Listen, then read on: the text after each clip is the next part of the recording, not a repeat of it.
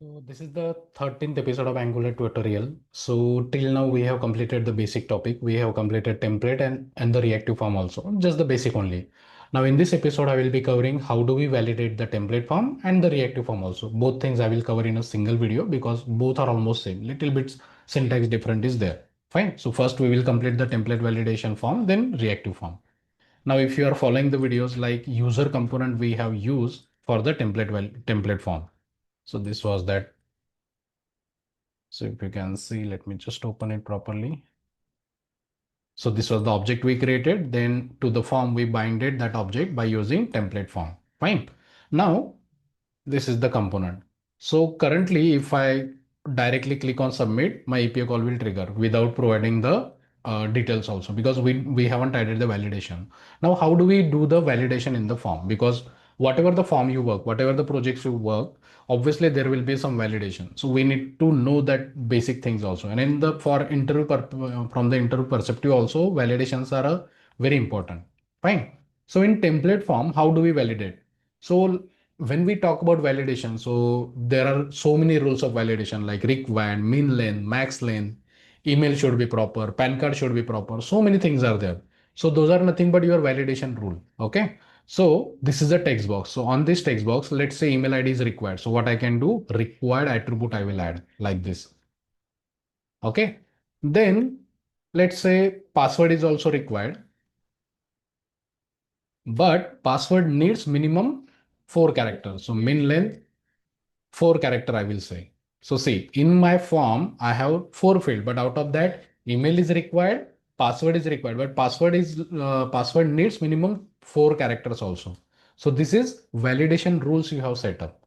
Now, this is not going to do anything, but we have to show the validation messages also. So before this text box, what we do, let's say we have a text danger class. We will have a div with text danger class so that red color we will be there. Let's say we have a span. Here we will say this is required. Just let me just copy this also. And here also this is required will be there and another will be minimum 4 characters needed. 2 validations are there. So what are the different validations we have? Like that you rules you will set minimum 4 characters needed. Fine. Now, if I save, by default, you are getting right. But if I provide the value, still validations are there. They should not happen like that, correct? If we provide the proper data, validation should go away because it is currently static. There is no hide and show condition, right? Now, whenever we have to validate the form, first you define the rules, right? Required, mean length, max length, pattern, whatever things are there. So first you define those. Then in template form, you have to create a template reference variable. So that we create by using hash. Let's say this is email ID. So email is equal to, it's like creating a variable in the HTML template only. And what we are going to store over here? So ng model. So whatever the value you get from this directive, everything you are storing into this variable. Now, this we can use it over here. So how? So star ng if, sorry, not ng if, we should use control flow statement. So at the rate if my template reference variable dot errors dot required. Okay. But it is saying like, let me show you the error also. Required should be access like this. So let's use like that. Sorry, inside square bracket, single quote. Still it is showing the error. Now second error is like, wait, something is question mark dot. Okay. So we have to add a question mark so that error is not null. If error is not null, then only we should read the further. Okay. So now this span will go inside over here. Means this is what we are saying. If this particular text box has any error required, then only I need to show this. Okay. So by doing this, what we did, we created a template reference variable and we stored ng model inside that. And then we had a control flow statement. If this template reference variable error, if required is there, then only we have to showcase this. So see now, let's reload. So by default text box is empty. So you get to see this message. If I provide the value, see that is hidden. Again, if I remove the value, again validation is coming. This is how our validation looks like, right? So we are able to manage this. Again, For password we will do. So here we will need two at the rate if. Again, we just like how we have created template reference variable over here, just like that here also you need to create. So hash pwd, what you will store? ng model, ng m capital, okay? Then pwd dot errors question mark dot square bracket single quote required. This is your first one. So now span, it will go over here. So when this span has to render, if in our error object we have the required, then second if else, we can use else if also, but let's keep it the same. Now second validation rule is min length. So square bracket single quote min length. Okay. Now this span will go inside our this. Now see the difference. Now because with password we have two validation rule, required also and the min length also. So see now. By default, this is required is coming because unless it is not required, it won't show the other validation. Once I provide the once I provide any value, see second validation is available now. Once I provide 4 character, that will also go away. Now my field is valid. Got it? So this is how you do the validation, just like min length, max length, pattern. If you add some pattern over here, then instead of min length, you have to use the pattern. Let's say for email, you can just Google the regex for email and that you can add it. Let's do a quick check also. Let's say email regex pattern for Angular. Fine. Let's just quickly copy paste.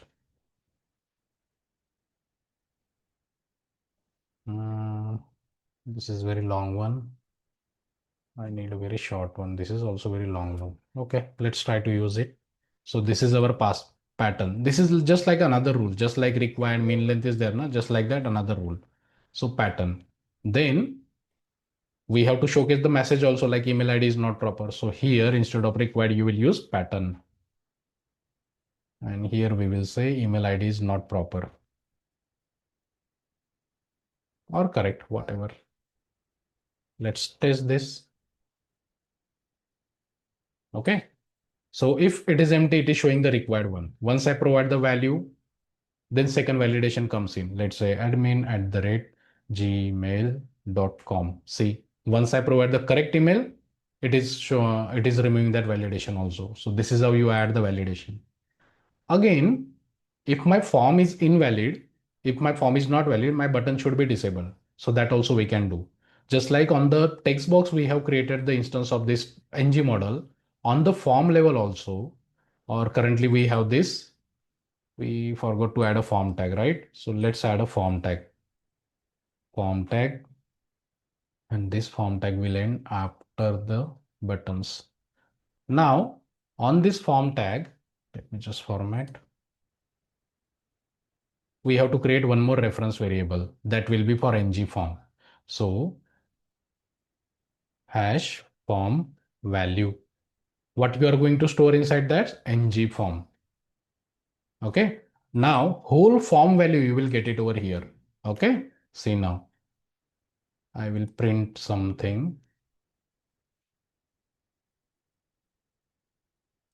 Now let's say if we talk about this button.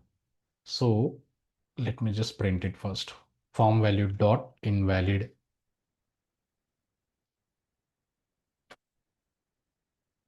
See what does it print. Currently, what are the valid elements? Only two validations are there. Email required and the main line. Something is breaking. Why? See, this is not coming now, means something is breaking. Let's check the console now. Okay, so see, we got one error. So what is the error? If ng model is used within a form tag, name attribute should be mandatory. So see what we did, we added the form tag. So whenever you are using ng model inside a form tag, so name attribute will be mandatory. I think I forgot while explaining this. So whenever you are using ng model inside the form tag, on that element, ng model is there, so name attribute should be there. Okay, and whatever the value you bind it over here, same thing you need to put it over here also. Password. Let me quickly do that. Mobile and the full name. Now error will go away. See now, if even if I refresh, I don't get to see that error. Okay. Now see, by default, we got it true because currently form is invalid. Once I provide the proper value, see, still it is invalid. See, it got false. See, if I remove this, again it got true. Means form is invalid. So we can use this property to enable and disable the button. So what we do, we copy. So disabled attribute is there. So we will use our property binding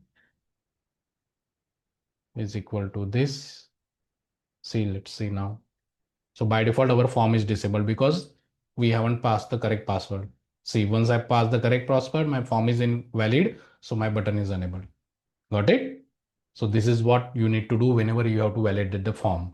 First, you set the rules. What are the rules? Like pattern, min length, required, max length, right? Then you show the validation also below the text box. Okay. And then you disable the button also. One more quick thing is remaining. Let's reload. Now what is happening? By default, my validations are coming. By default, my validation should not be there. If I clicked or if user clicked on that, if user touched this text box, then only my validation should trigger. So that also we can do. So one more if statement we can add at the rate if. So what we can do, email the template reference variable dot touch property is there. So if the particular element is touch, then only we need to trigger the validation. Let me format properly, then you will be able to understand. See, first if statement is to render this div. If the element is touched, then only we have to trigger the validation. See, by default, this validation is not there right now. If I touch and clicked away, now validation got triggered, right? So this touch flag also you can add. So this is everything you should know in the template form validation. Okay. Now let's do the same thing in reactive form also. Let's go to reactive form HTML component. Now, in case of template form, in the HTML template only we have provided the rules and regulation. But in case of reactive form, where you create the reactive form, there only you have to set. Let's say email ID is there. So after initial value, comma, square bracket array, because validations can be multiple. So validators dot required. This is one validation, comma validators dot min length. Let's say 5-digit. Like that, you can add multiple validation. Validators dot required.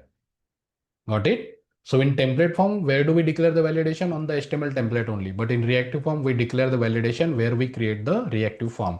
Okay. And this is the power of reactive form, because from the .ts based on condition, you can add or remove the validation also. Fine. Now we have added the validation, but obviously we need to show the error also. So to show the error, let's copy that HTML template. So this is our div. Let me just copy. After the text box, we have to provide the div where we are going to show the validation. Now here we don't have to create the template reference variable. Now our validation is already in the reactive form. So what we can do, our reactive form dot controls. In reactive form, we have multiple control. From that, which control is this? Email. So email dot touch, remaining things will be same. So where whatever we did with the template reference variable, that thing will be replaced by this. Remaining things will be same. Okay. Let me just copy this after password also. Sorry, it is min length. No? While declaring, we have said min length. So here instead of pattern, min length. So whatever the rules you said, that array you will get. Fine. Minimum message should be changed. 5 characters needed. And here we just have the required only. And here our control name will be password. So here also and here also it will change. So almost it is same. In template form, we have created template reference variable and we store the ng model reference. And here we are directly accessing the particular control. Fine. Let's try to do the same thing. Reactive form. So by default, it is not available. Once I clicked and click outside, see validation is coming. Once I provide the value, that is also going away. Okay. So validations are working fine. In case of reactive form, now, directly email pattern is also there. So validators dot email. So you don't have to add the pattern directly. They have provided the validation like this. And now the if statement will be email. Let's do this also. Let's quickly check this also. So email ID not proper. See, got it? So email validation they have done. Now we have to disable the button. Same thing we have done it over there also, right? So we already have the form. Again, we don't have to go and create the template reference variable. We have the form value because we have the reactive form. So this we can directly use it over here. Square bracket, disable attribute we will use dot invalid. Let's test it. So see, by default it is disabled because the password is invalid, right? Once I provide the value, see, it got enabled. Okay. So this is how we do the validation in case of reactive form. It's almost same. And that's why I said key after completing template and the reactive form, one go only I can explain the validation because it's almost same. Little bit difference is there. Okay. So that's it with this video. Again, if you are following my tutorial from the first episode or the second episode, wherever you find that, so please do like, subscribe. In the video description, you will be finding a group link, WhatsApp group link where you can join and you can directly connect with me also with your queries. That's it. Thank you guys.